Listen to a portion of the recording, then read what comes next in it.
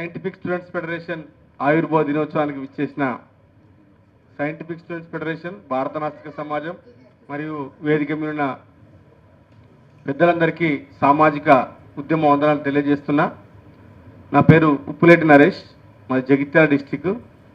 నాకు భారత నాస్తిక సమాజం ఎస్ఎస్ఎఫ్ తోటి 2007 నుండి ఈ సంఘంలో నేను కొనసాగుతున్నా.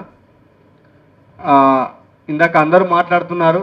వాస్తవంగా ఏంటంటే భారత నాస్తిక సమాజం స్థాపించినప్పుడు ఎన్ని కష్టాలు జయగోపాల్ గారు ఆ పరిస్థితుల్లో ఎదుర్కొన్నో తెలియదు, కానీ ఇప్పుడున్న పరిస్థితులలోనే ఎన్నో ఇబ్బందులను హేతువాదులు, నాస్తికవాదులు, సామాజిక ఉద్యమకారులు వీళ్ళందరూ ఎన్నో ఇబ్బందులు ఎదుర్కొంటున్న సందర్భాలు మనం టీవీలలో, ఫేస్బుక్లలో, వాట్సాప్లలో ఎన్నో చూస్తున్నాం.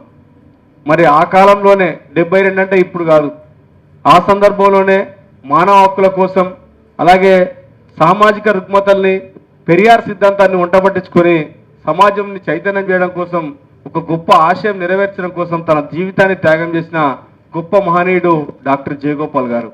మరి ఆయన నిజంగా ఆయన వర్ధంతిని, మొదటి వర్ధంతిని హైదరాబాద్లో నిర్వహించాలనుకున్నాం. అదే రోజున సైంటిఫిక్ స్టూడెంట్స్ ఫెడరేషన్ ఆవిర్భావ దినోత్సవాన్ని కూడా మరి సైంటిఫిక్ స్టూడెంట్ ఫెడరేషన్ రాష్ట్ర కమిటీ ఆధ్వర్యం నిర్వహించడం జరుగుతుంది. మిత్రులారా, 2 విషయాలు. ఇందాక మిత్రుడు ఫస్ట్ తరంలో చూస్తే చార్వాక, బైరి నరేష్, ఆ తరంలో ఫస్ట్ ఉండేది సైంటిఫిక్ స్టూడెంట్ ఫెడరేషన్లో. నెక్స్ట్ తరం వస్తే గొర్రెసీను, పెండ్యాల సుమన్, ఉప్పులేటి నరేష్, మేము ఒక తరం అయిపోయింది. తర్వాత మా తరం తర్వాత నాస్తిక రాకేష్, వేదాంత్ మౌర్య వాళ్ళు వచ్చారు. తర్వాత తరంలో ఇప్పుడున్న మోహన్ నాస్తిక్, ఈ తమ్ముళ్ళందరూ వచ్చారు. అంటే ఒక్కొక్క తరాన్ని ఒక్కొక్క తరం తీసుకుంటూ వెళ్తున్నాం. నేను ఎందుకు సైంటిఫిక్ స్టూడెంట్ ఫెడరేషన్ గురించి మాట్లాడుతున్నా అంటే, భారత నాస్తిక సమాజంకు అనుబంధంగా ఉన్న ఈ విద్యార్థి సంఘంలో ఇందాక తమ్ముడు ఆవేదనతో మాట్లాడినవి కాదా మాటలు, అవి నిజమైన మాటలు. 2009లో నేను బస్సులో వెళ్తున్నాం. బస్సులో వెళ్తే కేవలం పొటాషియం ఫార్మాంగనేట్ గ్లిజరిన్ అనేది చర్య జరిపి, మేము కార్యక్రమం చేసిన వల్లే ఆ పెట్టెలో కరెక్ట్ పెట్టక చర్య జరిపి మంటలు బస్సులో వ్యాప్తి చెందాయి. అప్పుడు వెంటనే అక్కడ ఉన్న వాళ్ళందరూ నా మ్యాజిక్ బాక్స్ను తీసేశారు. తీసేస్తే అందులో మనిషి తలకాయ పుర్రున్నది. మనిషి తలకాయ పుర్రే, కొబ్బరికాయ, కోడిగుడ్లు, నిమ్మకాయలు ఉన్నాయి. ఈయన నిజంగా ఏదో చేయడానికి బస్సులో వచ్చిందని నన్ను బస్సులో నుంచి దింపేసి కట్టేసే ప్రయత్నం చేశారు. అప్పుడు కొట్టే ప్రయత్నం చేశారు. కానీ అప్పుడు అక్కడ మా దగ్గర ప్రాంతంలో సీను కూడా తెలుసు బాగా, సదన్ కుమార్ ఎస్ఐ ఉండే, ధర్మారం ఎస్ఐగా. ఆయన వెంటనే ఫోన్ చేస్తే స్పందించి అక్కడికి వచ్చి, ఇది శాస్త్రీయ అవగాహన కోసం మేము ఒక కార్యక్రమం పెడితే వీళ్ళు వచ్చారు, ఆ కార్యక్రమం ద్వారా ఇలా జరిగిందని చెప్పారు. ఇప్పుడు ఉన్న తమ్ముళ్ళంతా నిజంగా ఎస్ఎస్ఎఫ్లో ఉన్న వాళ్ళంతా కూడా ఇప్పుడు చూస్తే ఫేస్బుక్, వాట్సాప్ ద్వారా విషయాలు తెలుసుకుంటున్నారు. నాకు తెలిసి మేము వేసుకున్న బ్లాక్ షర్టు ఒకటే ఉండేది.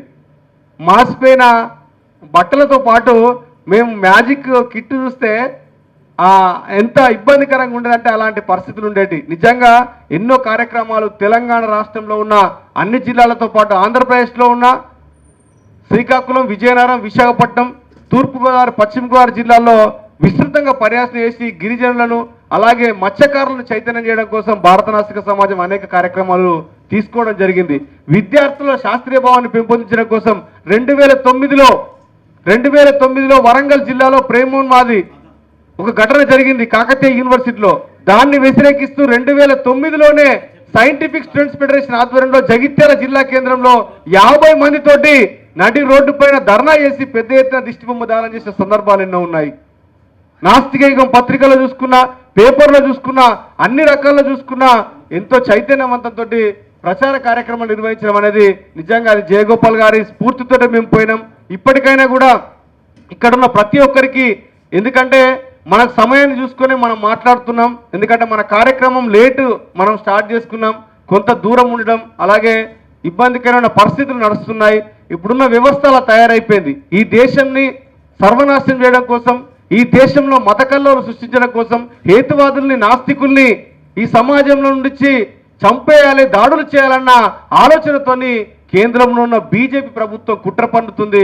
ఆ కుట్రలను తిప్పికొట్టాల్సిన అవసరం ఆసన్నం మన దగ్గర ఎంతైనా ఉంది.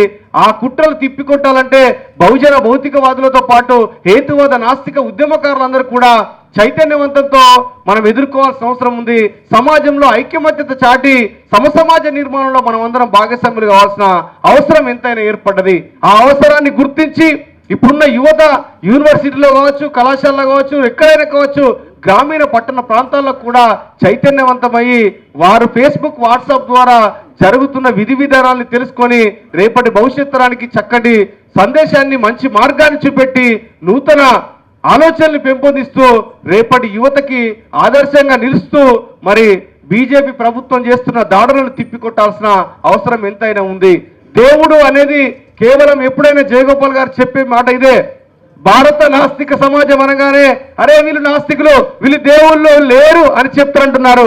కానీ మిత్రులారా, మేము ఎప్పుడు దేవుడు లేడు అనే విషయాన్ని కన్నా మూఢనమ్మకాలు దయ్యం లేదు అంటే దేవుడు లేడన్న విషయం మనందరికీ తెలుసు. అలాంటి విషయాన్ని నేను చెప్తున్నాను.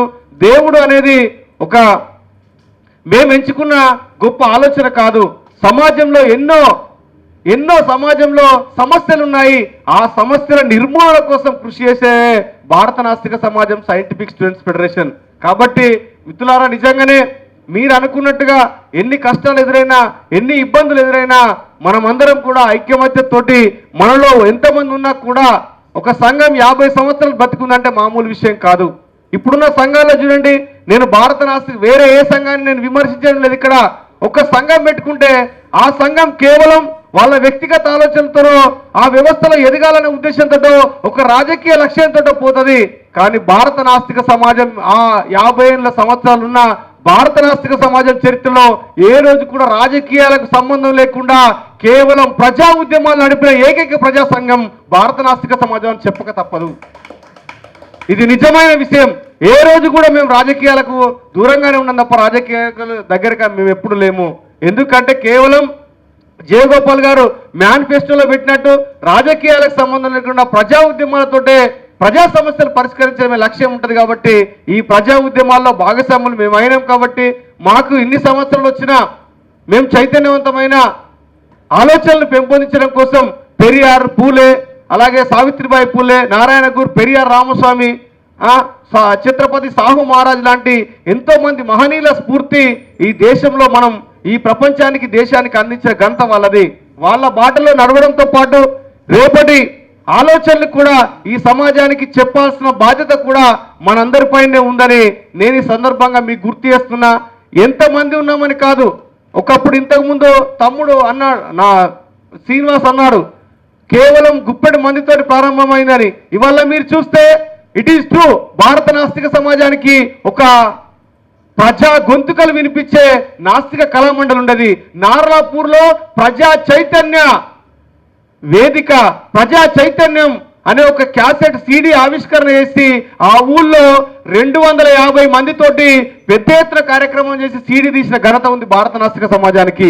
ఇవాళ ఉన్న బాబ్జీ అన్నతో పాటు రామంచ భరతన్న లాంటి ఎంతో మంది ఇవాళ భారత నాస్తిక సమాజంలో పనిచేసి భారత నాస్తిక సమాజంలో కళా నైపుణ్యాలు ప్రదర్శించి పాటలు పాడిన ఘనత వాళ్ళందరూ కూడా ఇవాళ ఉన్నత ఆలోచనలతోని ఉన్నత ఉద్యమాలు నడిపిస్తున్నారు. భారత నాస్తిక సమాజంలో ఉన్న వాళ్ళు అనేక మంది పాలిటిక్స్ లోకి వెళ్ళిపోయారు. ఒకప్పుడు చూసుకుంటే ఒకప్పుడు ఈటెల రాజేందర్ గారు కూడా మన భారత నాస్తిక సమాజంలో ఒక సభ్యులు, శ్రీశ్రీ గారు కూడా మన భారత నాస్తిక సమాజంలో ఒక సభ్యులు, అలాగే హరీష్ రావు గారు కూడా మన భారత నాస్తిక సమాజంలో ఒక సభ్యత్వం తీసుకొని మన కార్యక్రమాలకు అటెండ్ అయిన సందర్భం ఉంది.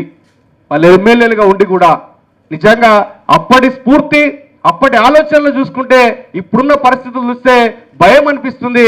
అప్పుడే భారత నాస్తిక సమాజం ఒక వెలుగులు వెలిగింది.